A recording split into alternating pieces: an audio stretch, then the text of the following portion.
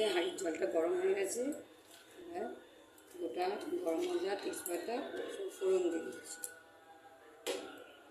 তারপরে দিয়ে দিচ্ছি, একটু ফুটবে, গরম হবে আর একটু।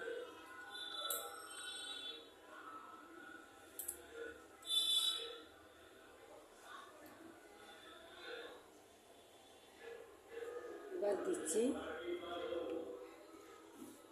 পরিমাণ মতো নুন,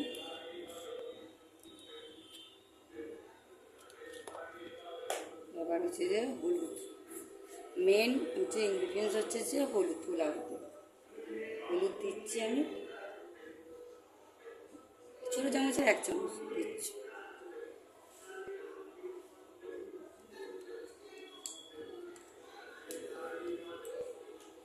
আর দিচ্ছি কেওড়া জল।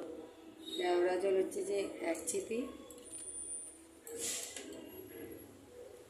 গোলাপ জল হচ্ছে যে 1 চিপি।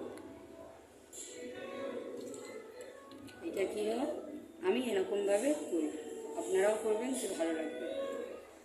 এবার জলটা ফোটার অপেক্ষা, তারপরে চাল দেবো।